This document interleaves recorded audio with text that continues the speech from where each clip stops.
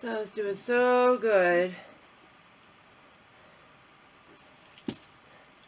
for 5 whole days with my advanced cordless water pick flosser after I realized that it actually wasn't broken. I didn't know, considering I bought it 4 years ago. I never used it. Okay. But, you know, like I tell my dental hygienist, I had good intentions. Good intentions. Did good for 5 days, and then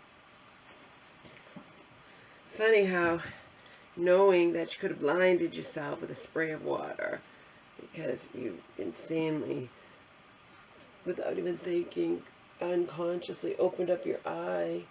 You can't open your eyes with that thing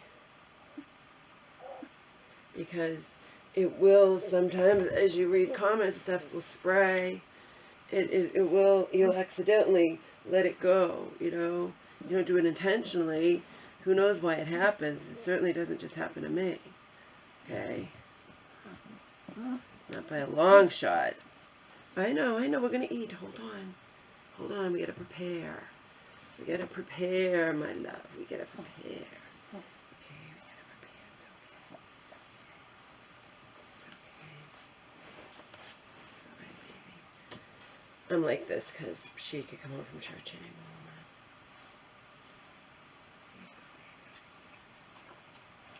I need to hear. I can hear. Quickly shut the door and we're good to go, right?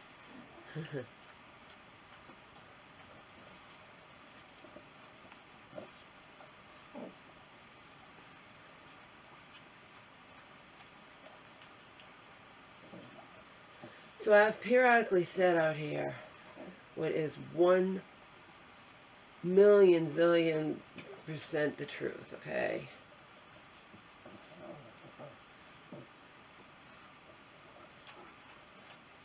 The things that I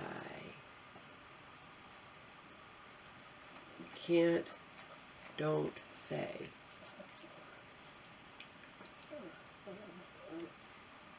are equally important in terms of negatively impacting my life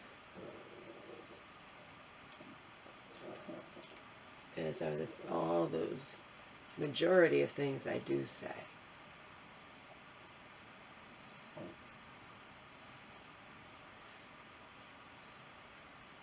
And if you knew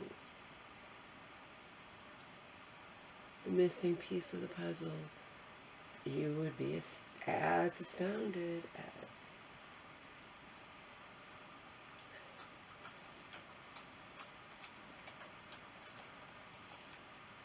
have been people in my life, and even one new person.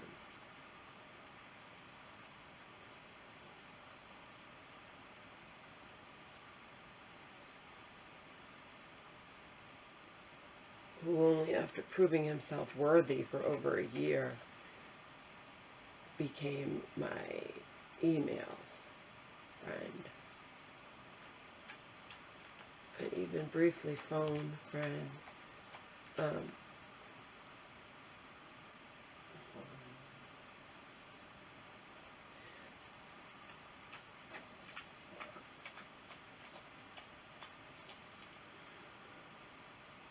I don't usually do that, and I don't intend to do it ever again.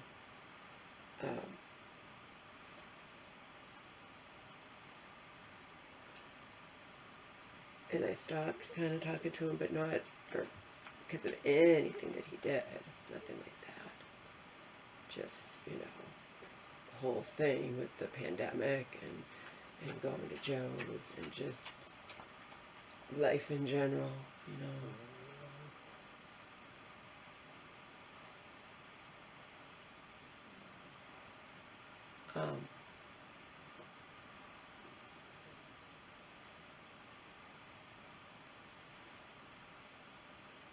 Anyway, the things I told him, total stranger, astounded him. they were the missing piece of the puzzle that I don't say out here. And I don't exaggerate, he was floored.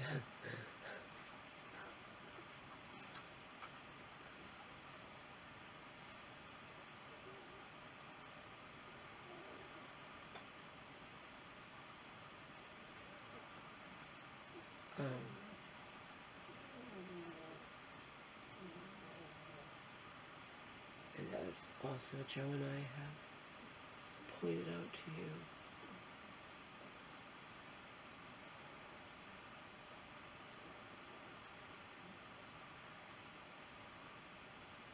even if things lessen or stop or whatever,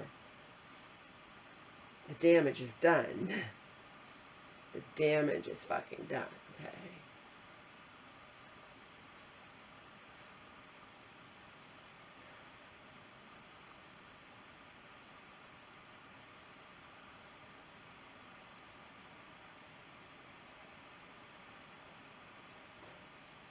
So there's one thing that I told you guys years ago. You can extrapolate that to similar things. It doesn't have to be the same. It can just be similar in terms of me wanting to pull out my hair and be like, what the fuck, Mom? You know, what the fuck life? What the fuck existence, okay? So years ago, my mom spent some time locked up inside of a mental hospital, okay? Where she met a fellow patient in there, male, divorced, 3 kids, proceeded to fancy him her boyfriend.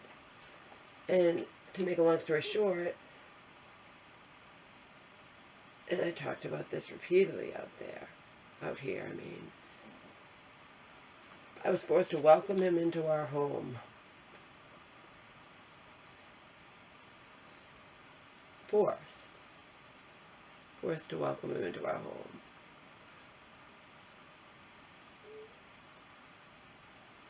Forced to bite my tongue, because if I tried to say, well, he's just after this or he's just after that, Mom, no, he's not. No, he's not. You know what I mean? And as Joe would just be, you know,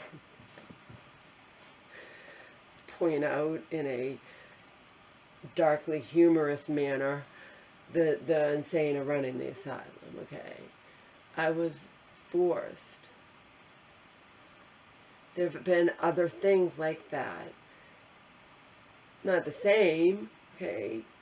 I'm happy to say that was the only time that you know, she meets a fellow patient inside the mental hospital and fancies her boyfriend and forces me to welcome him into our lives. But there have been just, like, I don't know, not the same, but you could put them on a straight line down next to each other in terms of completely different things, but still making me want to pull out my hair. Okay. Some of you remember the front door. I'm sorry, the front door, the front porch fiasco, front steps, front railing fiasco. Some of you remember that. She has her friend do it. He wants the money. He's going to do it super low cost. He has no idea what he's fucking doing. This one who did my door definitely knew what he was doing, but he just was trying to ingratiate himself into our lives. The list goes on and on.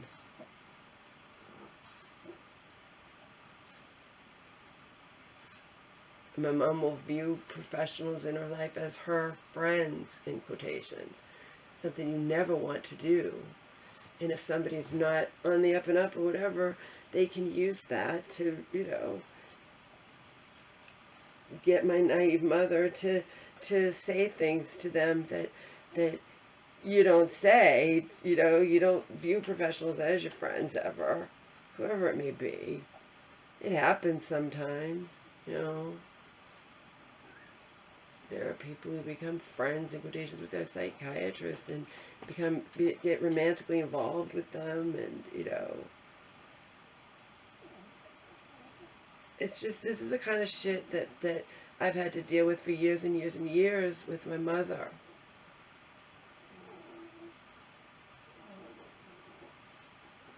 Remember, we went out one time. I didn't want her to go, but she's capable of calling a taxi and going on her own. So better that she go with me and I keep her safe. And then she was mad that I didn't want. She was talking to a male stranger, and she's like, he's mad that we have to wait for a taxi, that I won't let him bring us home. He's a nice person, Laura. He's not going to do anything. It's like, and then mad at me.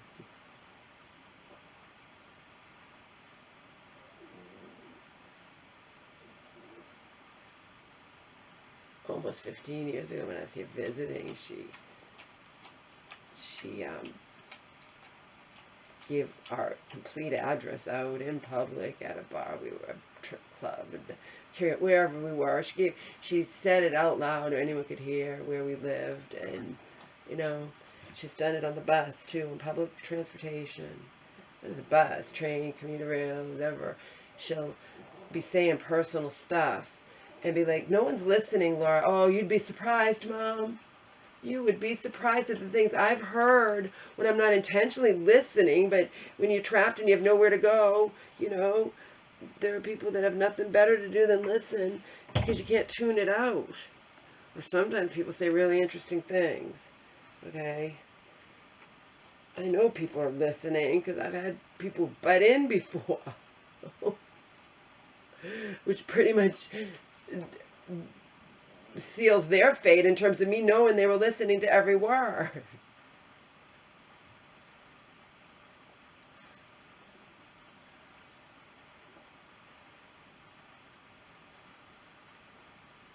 Anyhow,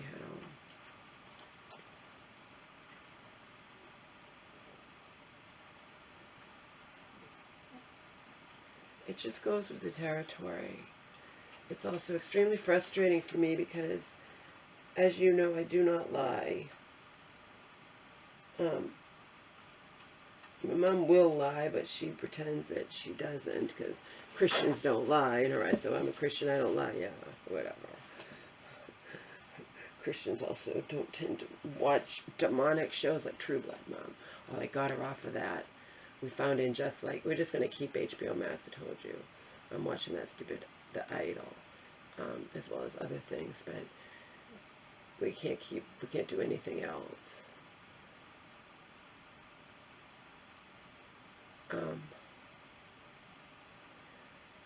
And just like that, I said to her, because it's been advertised when we were watching something else, an HBO movie or whatever. And I'm like, Mama, you used to like Sex in the City.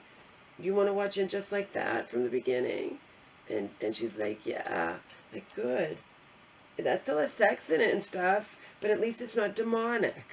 True Blood is demonic. The next whole season, it refreshed my memory. It was going to be with that woman, and it would have like sacrifices, and Sam betrayed her or something, so she's trying to get a hold of, she's some kind of demon, and she's trying to get Sam, and she wants the dog that he turns into, he wants to sacrifice him. Fact is, I'd much rather her be watching And Just Like That than watching True Blood. So, because I just remember, again, True Blood is evil.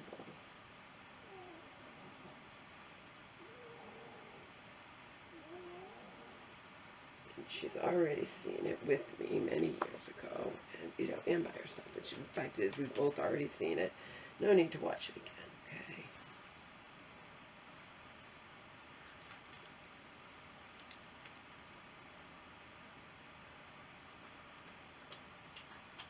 I shouldn't even be watching The Idol. I don't like it. I don't like it. I'm going to watch it anyway to see what happens. I'm not even enjoying it. I'm going to watch it anyway. That's how it was with me and Euphoria, though. I didn't really enjoy watching Euphoria, but I still watched.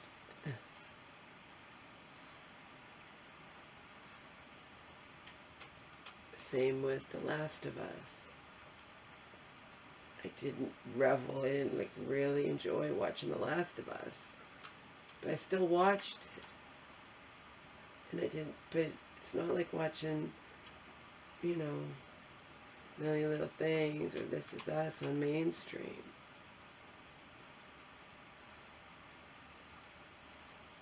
Or even The Good Doctor. My mom's like, The Good Doctor's not on anymore. We have to wait months and months to find out what... Mom, she's like, I can't wait till it comes on again. Yes, you can. Especially when you're in your late 70s. You don't want life to rush by just because you have to go months without your show. You planning on watching the new Bachelorette? Don't bite me, no. The new Bachelorette, I gotta get that stuff out from top of your mouth. You drink your water when I give you extra water, and then you're almost choking on the damn food that's already in your mouth. It's stuck up there. I didn't know. Anyhow, the new Bachelorette's gonna have a twist. A big twist. Her brother, the Bachelorette's brother, is gonna go undercover as one of the men. How are they gonna pull that off? That's weird. She's going to have to pick him and then pretend she's romantically involved if he's going to stay as a spy. Is he going to stay the whole season? I don't know about that. I don't know him staying the whole season because she'll have to pick him and trick them into thinking she's romantically interested in her brother. I don't think they should do that all season. I think it would become like, I don't know. I hope it's just a gimmick. I hope they don't have him stay all season because that's weird. He's her brother, and in order to keep him, she'll have to pretend she's interested in him romantically. Anyhow, they're trying to lure people in. You know, that's what happens when you get this show that's been on for decades. It needs new angle to lure people in to watch it.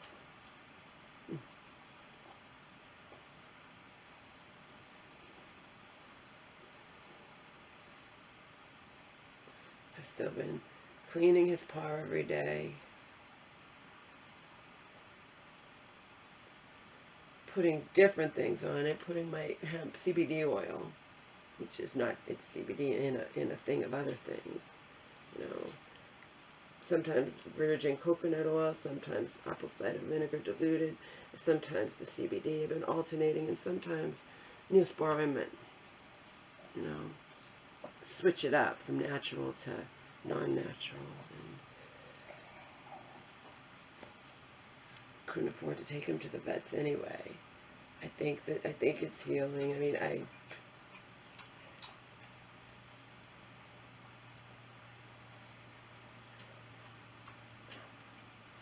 had back-to-back vet visits with him, totaling hundreds upon hundreds of dollars.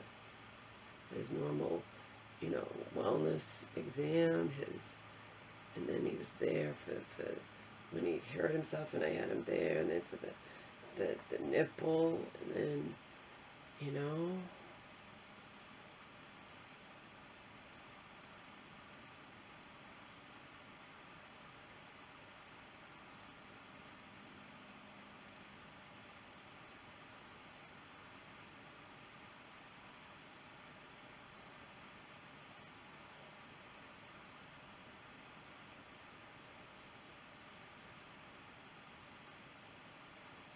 The most recent was for the nipple, yeah, that's right. And that cost him $300. I can't keep running to the vets with him.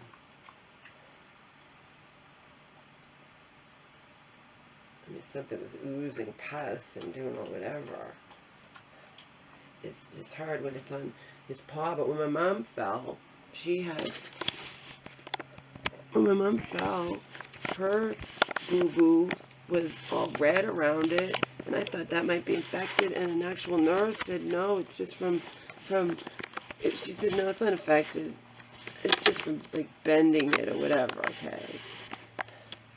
So, this is almost paw. He has to walk on it. He has to, come on. Can't you just sit? Can't you just stay, camera?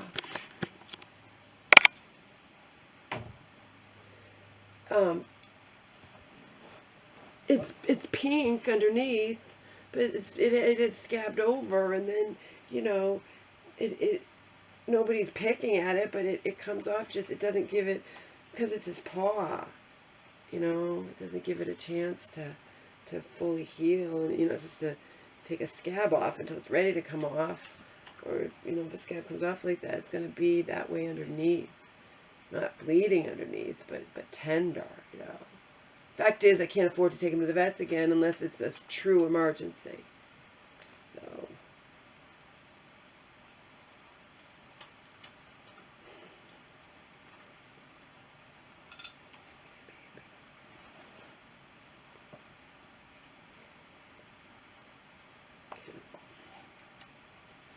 I'm probably going to be home any minute.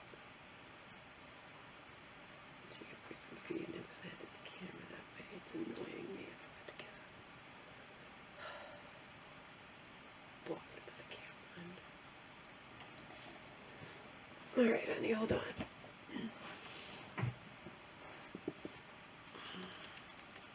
I know that wasn't enough, sweet boy. I know. It's just going to be a tiny bit of time, and then I'll finish feeding you. Okay, sweetie? Okay, love. Certainly enough to tide you over.